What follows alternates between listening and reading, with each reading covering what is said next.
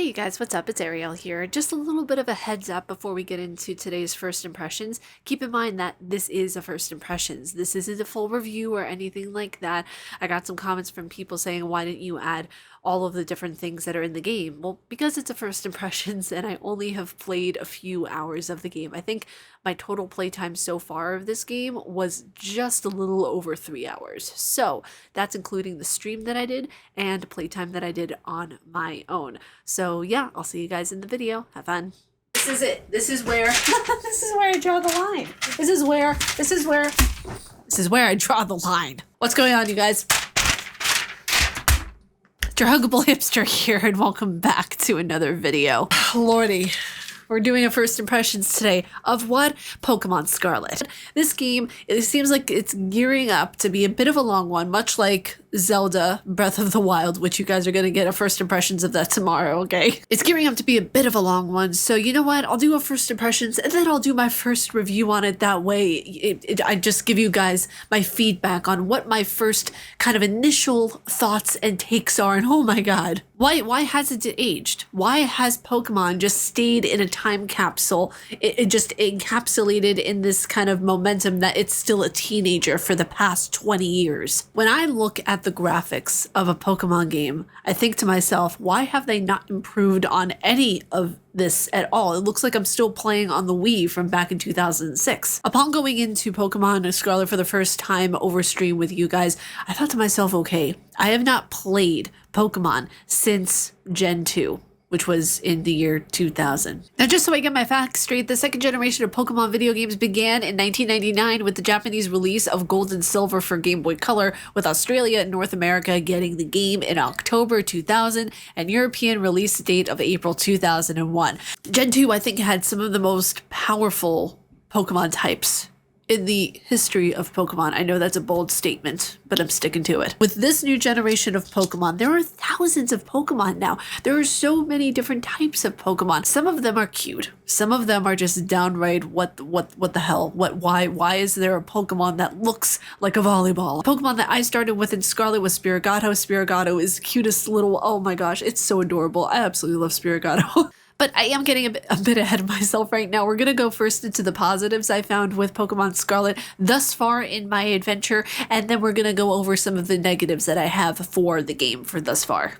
I feel like so far in the game, they really wanted to make more player immersion for Pokemon games. And I say this all the time, a Pokemon open world MMO style type game for PC, it would do wonders, okay? If Game Freak wasn't making millions already, they're gonna make that and then some. Some of the creatures and some of the Pokemon themselves are really cute, and some of the dialogue is, it can be cringy, but it's kind of cute, you know, whenever you really get into the story of the game, which there are, I believe, 3 stories that you can go and see the different plot lines of within this game, Pokemon Scarlet. And you're really just diving deep. You're going into it very quickly and very early on, which I think it's a great way to get the player invested in a game.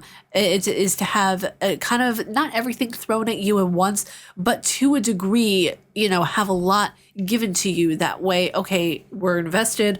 We're going into this. We're really taking charge with how the story and how the mission of the game is already being set up. So that I found to be a plus. That I thought was actually pretty cool that, you know, that Game Freak did with this installment in Pokemon. Now, keep in mind, I know I said it earlier, but I have not played Pokemon since the year 2000. So my take is going to be that of one who I don't keep up with the trends. I don't keep up with how Pokemon is. So when I'm looking at this game, I'm looking at it from a perspective of like, wow, things have really changed with this industry. Now, going into the negatives that I found with this game, first off, the stutter is horrible. Here is a clip of said stutter. There are unpredictable movements and drifts whenever I try to control the character. It seems as if it's almost too sensitive, which I find weird because Game Freak has millions of dollars to get the best developers, to get the best graphic arts people, to get the best of everything. Why are they not putting the effort that they're supposed to be into the games that they are producing? I've said it before and I will say it again. They are posting games and they are They're delivering games to an audience purely because they know that people will buy it out of nostalgic reasons. That's it. Maybe there are some people out there who really genuinely, truly love the growth of Game Freak and the growth of Pokemon, but there's no growth to be had. That's just it. It's simply a nostalgic bias that we carry because we want to have the same thing that we had in childhood over in our adulthood, which will never happen. The game just looks stuck in the past, and the story is just all over the place. While, like I said in my positives, it gives you things that are upfront and will grab the player in, there is so much all at once that, you know, when you get into the school and you beat Team Star, which I thought was kind of, that whole interaction was just hilarious, honestly.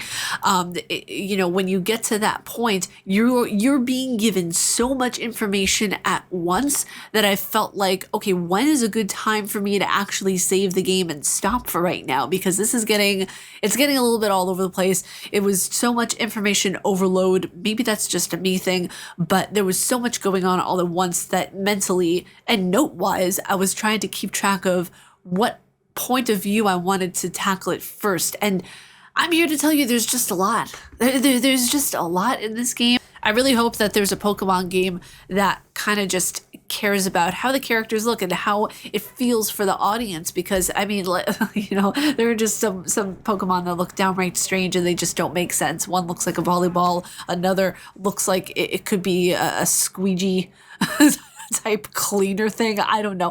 One looks like a spray bottle, another looks like a light bulb. And I'm not a fan of the direction in which Pokemon are going. And another thing I'm realizing too is that this game is a lot more fun to stream than it is to play on my own, which is a sad thing because, you know, a lot of the time you want to have fun playing a game on your own, having that full immersion on your own. And I feel like it's very healthy to be able to enjoy games on your downtime by yourself and not having to have an audience for it a lot of the time. It's a relaxing thing. It's very cathartic.